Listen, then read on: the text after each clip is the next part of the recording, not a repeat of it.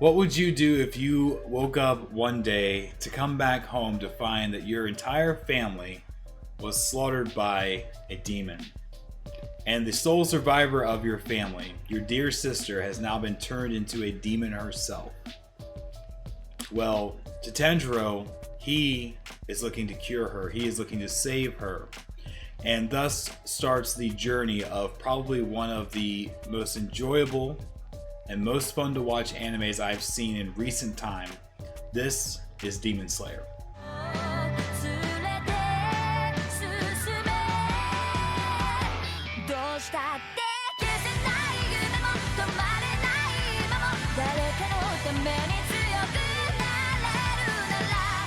Demon Slayer is from a Shonen Jump manga, and when I hear that term, it immediately makes me go, probably gonna skip this. I'm not a big fan of things like Naruto and anime like that. It's usually very hard for me to get into things that have these types of cookie cutter concepts. The most recent one that I can say that I have enjoyed because it sort of dices up the formula is My Hero Academia. And even then, that one kind of borderlines on that formula that I don't really like. It doesn't really hold my attention, or it just makes me think, come on, get along with the story, get along with the plot. And that's why I was very, very worried about going into Demon Slayer, because I'm worried that it's going to turn into filler and all this other side stuff and meaningless plot stuff that doesn't make any sense, and basically is just like wasting time till I get to the episode where something actually happens. That was not the case with this one at all. This anime is so well crafted that it actually shocked me. After he's basically found out that his family's been slaughtered and his sister has been turned into a demon slayer shows up to finish the job. He's there to kill his sister, and Tanjiro will do anything to prevent that from happening and wants to save his sister at all costs. This is when we first see how action is in this anime, which is done almost flawlessly here. It's been a while since I've seen something like an action sequence or a fight that actually made me go, whoa, this is really cool.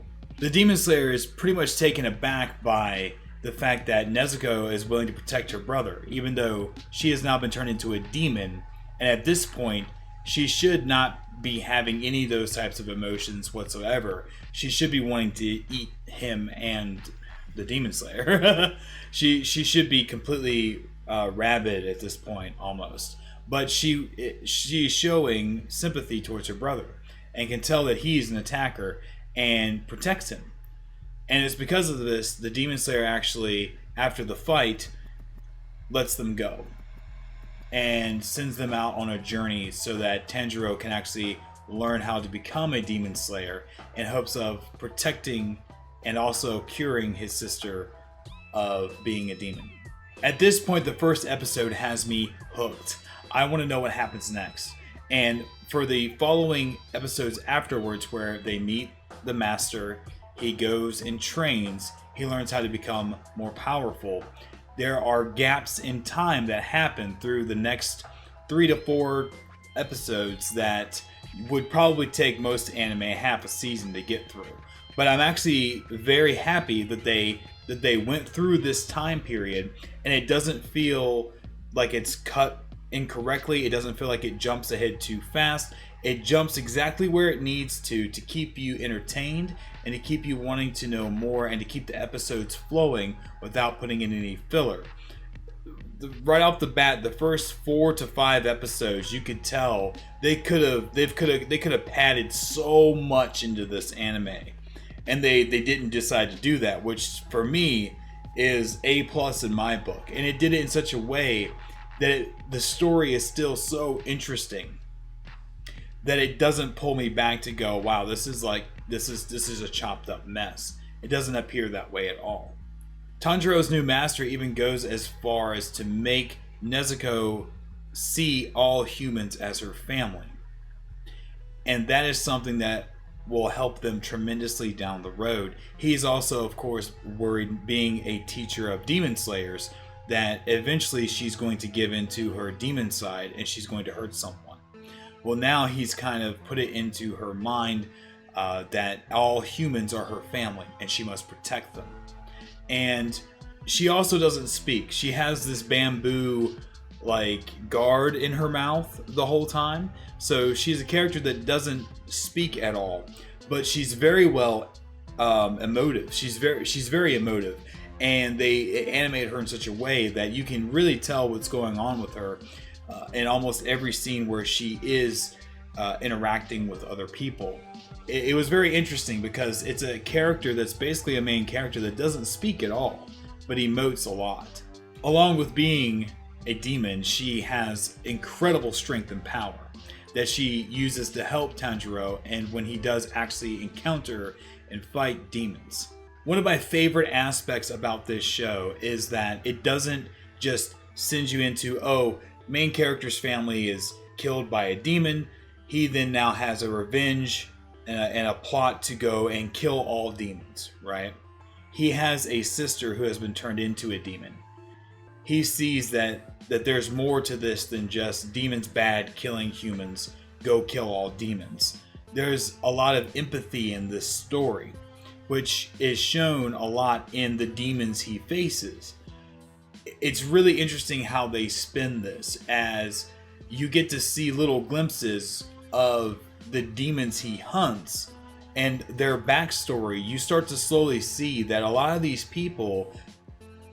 demons were once people who have been twisted and contorted, have been turned into the demons they are currently. Tanjiro never kills them out of anger. He kills them with almost sympathy.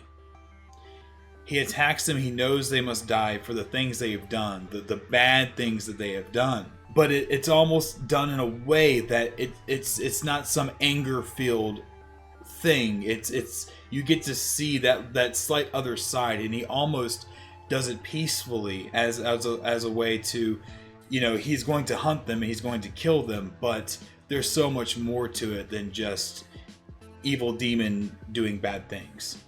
And that was something I was not expecting in this show at all. Once Tanjiro becomes part of the Demon Slayer Corps, he basically carries Nezuko around in a pack on his back, a wooden box, and she has these little, she can somehow contort herself. She can make herself bigger or smaller, so she can make herself small, fit into the box, and he can carry her around. And the reason why she has to stay that way and stay in the box, not only so that people can't see her, but the daylight also affects demons. So demons come out at night. It's kind of like a vampire thing. If they hit the sunlight, they will catch fire and burn to death. And so she always stays in that pack.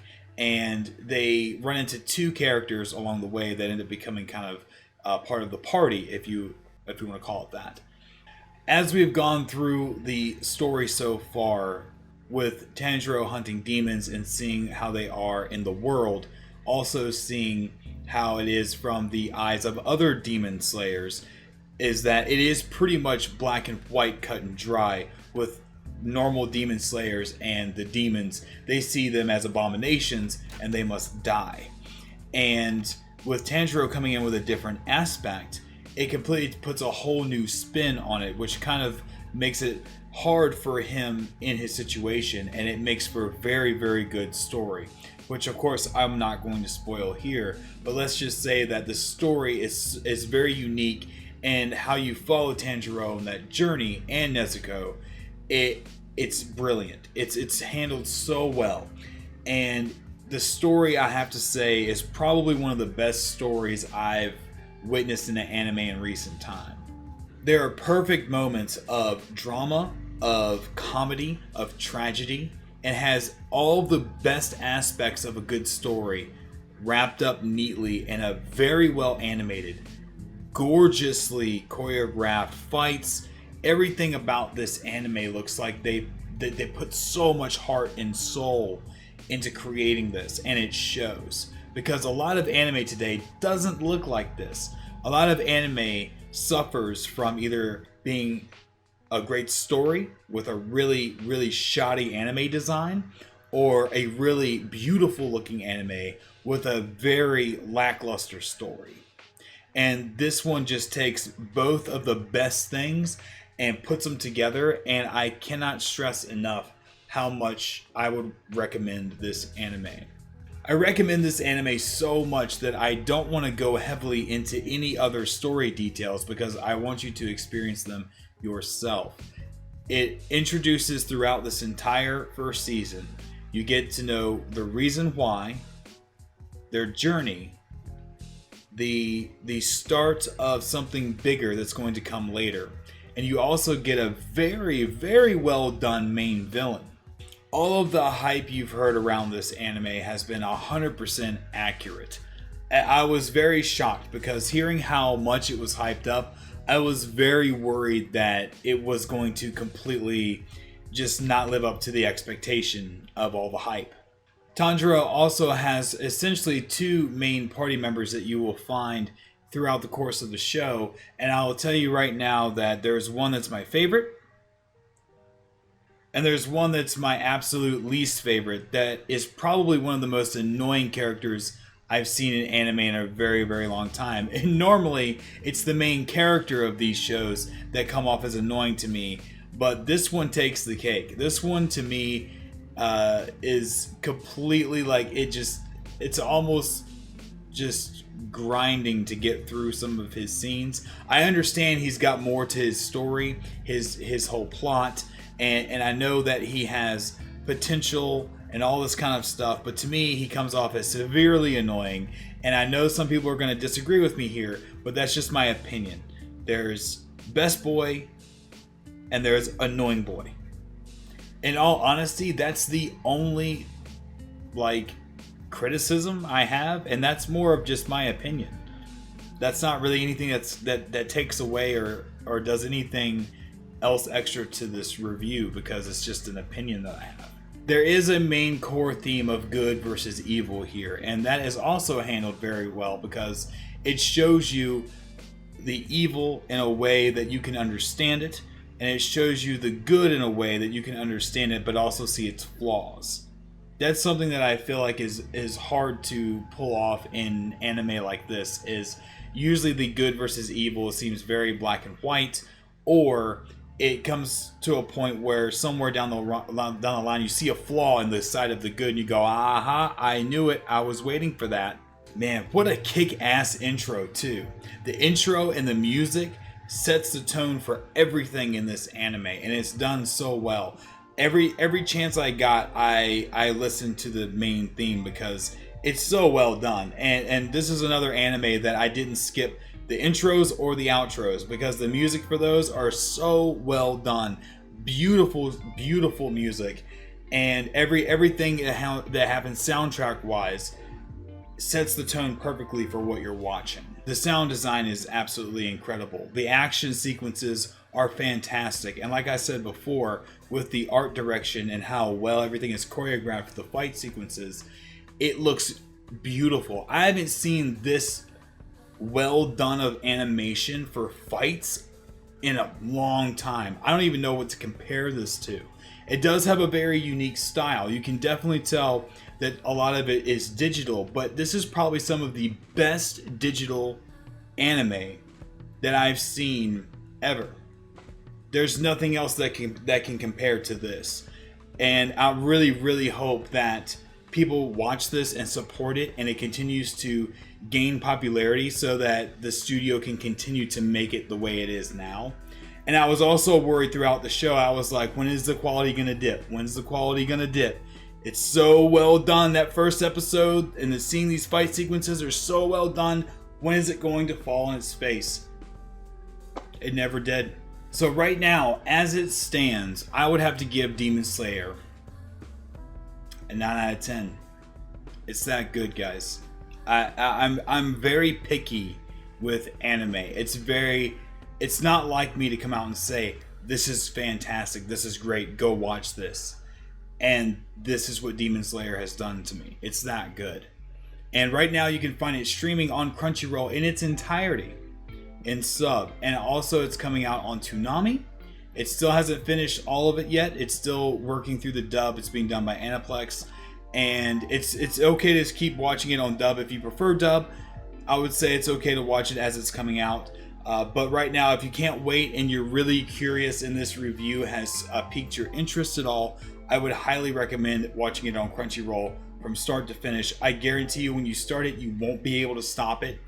I started watching it about when episode 15, 16 had aired on Crunchyroll or through Crunchyroll, and I can say that I binged all of that in about a day. It's that good. It leaves you wanting more. And now that the season is done, I want even more. And I know they're doing season 2 and also a movie that's supposed to take place in between season 1 and 2. It's apparently supposed to be kind of a smaller arc that can be done in the constraints of a movie.